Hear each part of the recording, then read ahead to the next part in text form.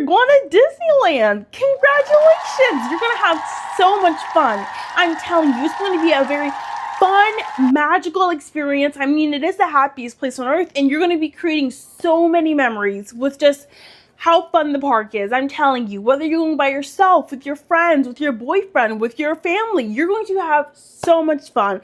But first, there are some tips you should know to make your trip extra magical, because trust me, without these tips, your trip can get unmagical real quick. Okay, so number one, what should I bring to Disneyland? Okay, the first thing you should bring is a portable charger. Pay the $20, get the overnight shipping, get the portable charger, because I'm telling you, your phone will go boop, boop, boop, boop, boop, boop, and you'll be like, what happened? And little Tommy tried to tell you, get the portable charger. I'm telling you, you need it. You will not regret it, because once your phone dies, it's dead. And you're going to be like, what do I do now? You should have got the portable charger, babe.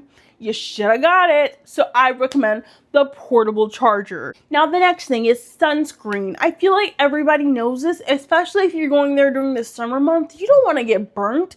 I remember one time when I was little, when my family and I went to SeaWorld and my mom got super sunburned at SeaWorld. We left early and we didn't even get to stay till the fireworks. So do not let a sunburn ruin your trip. Wear the sunscreen, babe. Put it on. I don't care if it's embarrassing. I'd rather have you with nice, not red, not burnt skin, rather than feeling super uncomfortable. And then you're like, your memories at Disney. You're like, I got sunburned at Disney. I don't want to go back. Put the sunscreen on. Now the next thing, some hand sanitizer, because as magical as Disney is, it's a very germ-infested place. It can get very nasty real quick, especially when you're touching this, touching that, touching everything, touching. Little Bobby just sneezed on the door, but you just touched the door. Now you're picking up your food. Oh, you're gonna eat your food. 2 weeks later, you're sick. I wonder why. It's because you didn't use hand sanitizer. Use the hand sanitizer. Pack 2 so you don't lose it. Because for me, I personally lose mine, so I need that second one. So pack that second one. And let's say you're like, Tommy, I don't want to pack a second hand sanitizer. Like, girl, be so for real. You know what you should get? The next thing you should bring? Some antibacterial wipes.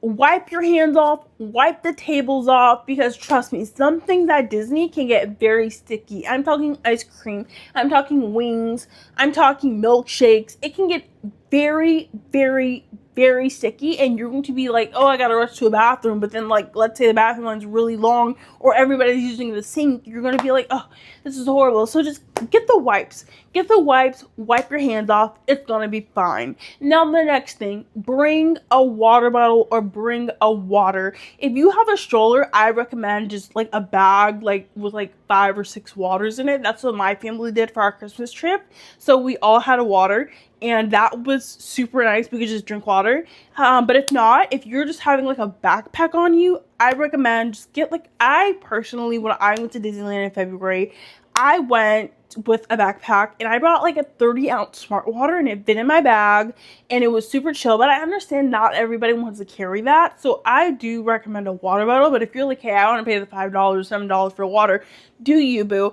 I'm not gonna fight you on that. You got money. Okay, so now the next thing you're gonna bring, sunglasses. It will be sunny, especially if you're going to the summer months. Well, I mean, it's California. It's always sunny, and you don't want to be blinded by the lights. You want to be able to see. You want to see everything. So I recommend some sunglasses. I personally recommend my Sheen sunglasses because they just eat down. So I recommend some sunglasses. Now, the next thing, this may seem obvious to everybody, but bring some comfortable shoes. I am telling you, I've been to Disneyland twice without comfortable shoes. I kid you not, the first time, I wore Converse for the first time to Disney. And if you wear Converse for the first time, like you haven't broken them in yet, you know how much they hurt. They hurt really bad, and I was dying. So I had to buy some like little slippers to just get through that trip. And although I got the slippers, it was good, I still had these shoes that hurt, and it was a little rough. Now, the most recent trip I went on in February, I was rushing to put my shoes on and I didn't put them on right, so the backs of my shoes were digging into my heels and it wasn't pretty, and I had to buy more slippers. So that's where we're at. And so yes, I recommend put your shoes on right and wear comfortable shoes. If it's your first time wearing shoes, I probably wouldn't recommend it for a Disney trip. But that's you do you, and I'm just giving you my tips. Now, here's what you should do. If you haven't already, which I'd be a little disappointed if you haven't, download that Disneyland app. I'm telling you, that Disneyland app will be your best friend throughout this entire trip. Now, what can you do on that Disneyland app? You can mobile order your food. Mobile order. I cannot stress this enough. I can't tell you how many times I've been in a line for a restaurant and I'm like, oh my god, does everybody mobile order? No, that's just the standby line. Mobile order your food. I get if it's like spur of the moment and you're at like Galactic Grill and you're like, it's short and you're like, I just want a little something small, I just want to drink. Okay, I get that. But if you're like, I'm gonna eat at 12, babes, the whole park thought about it. They're gonna eat at 12. Mobile order your food. Get your food, mobile order it, then put on that hand sanitizer and eat your food. Mobile order it. I'm telling you, it will be a life changer. Mobile order it. And I cannot stress this enough. I don't know how some people don't do it. I mean, I do it for all of my meals, all of my drinks. I'm a mobile ordering, like, I don't even know. Like, I just love it. Now, when I say you should download this Disneyland app, I mean it. You should know this Disneyland app like the back of your head. Is that how they say it? I don't know how to say it. But you should know this Disneyland app before your trip. You should really understand it. I don't even have a trip booked to Disneyland, but you can best believe your butts, I'm checking that app twice a day. Now, the next thing you can do, you can check wait times. You see Star Tours is at a 20-minute wait. You're like, oh, period. What else is there? But then you see, what is it called? Oh my god, why can't I remember? I can't remember. What is it called? Oh my god. Space Mountain. But you see Space Mountain is at a 60-minute wait. You gonna just go to Space Mountain or you gonna go to Star Tours? Go for the low wait times, babe. Just do it. You're gonna have, like, if you want to have fun, go for the low wait times. The Space Mountain will lower down as the day goes on. Like, literally, I think the peak hours are from 12 to 4 where it's peak. So, like, after 4, get in that line and enjoy the short line, babe, but just have fun. Okay, now the next thing you can do. You can book a lightning lane. Now, to book a lightning lane, I'll show you right now. To book a lightning lane, you're just going to press that little plus sign, press book a reserve or book a lightning lane. I can't remember what it says. And then you'll see a bunch of rides. And then if you refresh, you'll see new wait times for the rides sometimes. And it'll be like for me, I think Big Thunder Mountain Railroad went from 5:15 to 2:56 and like real quick. So just like keep refreshing and you'll do it. But we'll talk about lightning lane in just a moment. Now, the map. There is a map on there. It is navigation. You will get to your destination if you follow that map. Follow the map, get there, learn where all the little lands are, and you're going to have the time of your life. Now, you're like, Tommy, what should I do? It's the day of my Disney trip. What should I do? Well, number 1, rope drop. I don't care how many days you're going to be there. I don't care how many times you've been. Well, actually, I do. If you've been there like a bunch of times, you don't have to rope drop. But if you've only been there, if you're going there for the one time in your life and you're like, I don't know, what should I do? Rope drop. That means getting there before the park opens. You're at the rope. When they open that thing to let you inside the lands, babes, you are in there. You're in there and you're ready to go. You're ready. You're first one on Big Thunder Mountain Railroad. Get on that, babes.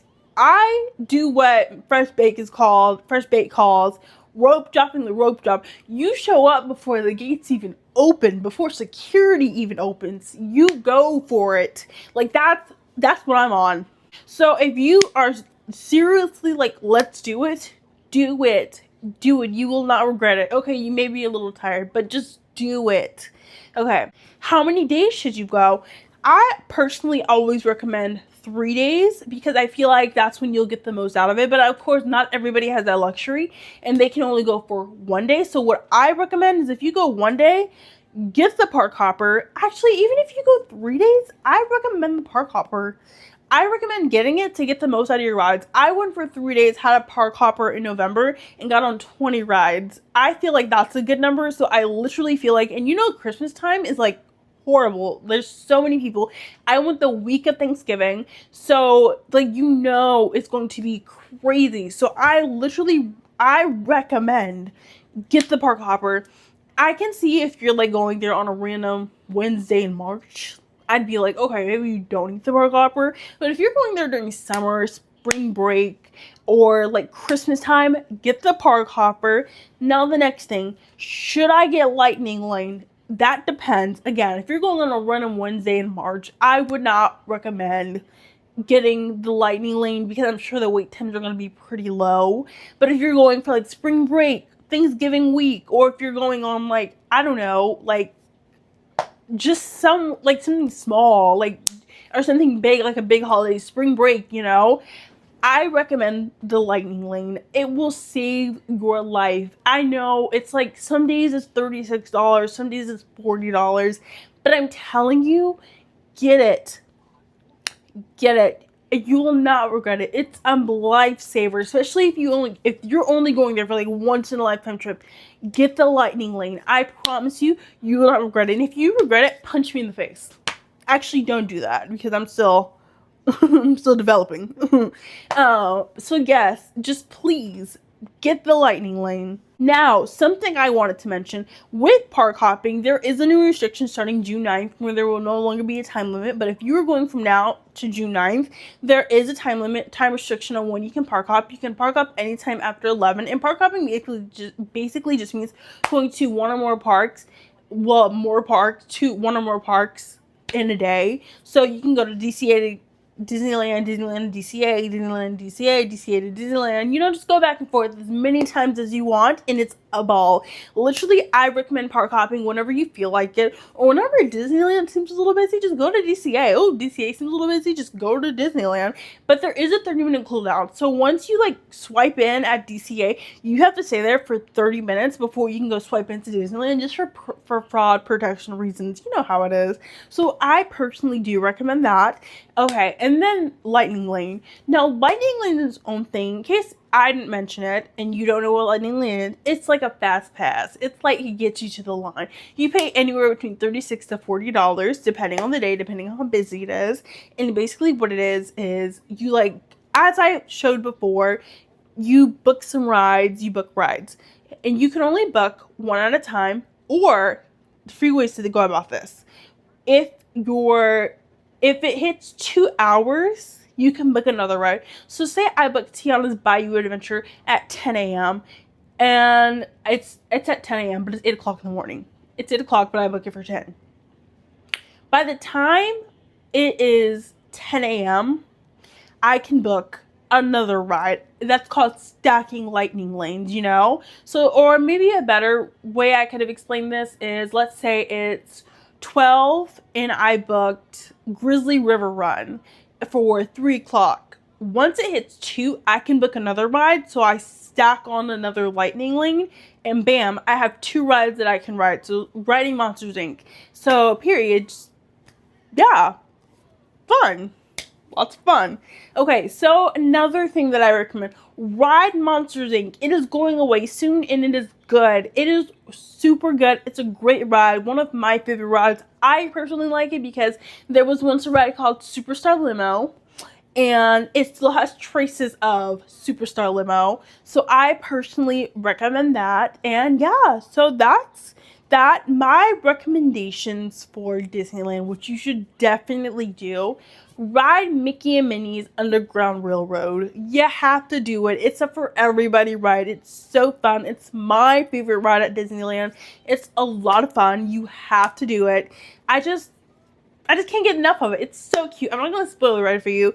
Ride Big Thunder Mountain Railroad. It's my second favorite ride. It's amazing. It's great. I love it. It's just a lot of fun. Oh, something else I forgot to mention. plan what you're doing. Plan. I understand you cannot get married to ideas at Disneyland because anything can happen. Like, oh, the Big Thunder Mountain Railroad could be closed the day you're going, like all of a sudden. So you can't like plan in detail. But what I will say is plan like the rides you want to ride. What is your priority list? And I'm a very, I think it's type B person, but when it comes to Disneyland, I get very type A. I am watching all the videos about what food to eat. I am watching all the videos about what they have going on. And I highly recommend check the food menus. Check what they're having for food. See what type of food you want. Don't go there and just get chicken tenders. Although the chicken tenders are good. That's a controversial take. I personally like the chicken tenders. But I recommend just check, see what's going on. And another thing I recommend, go to the parades. The parades are some of the most magical things I've ever seen, and I love it so much. I eat it up every single time. So go to the parades. You're going to have so much fun. Like, I can't remember the last time I went to a parade and I didn't come out of it feeling all magical and high and, like, just so happy. Like, I'm telling you, it's going to be a fun time. So that's all I got to tell you. Enjoy your trips to Disney. Tell me if you use these tips and have so much fun.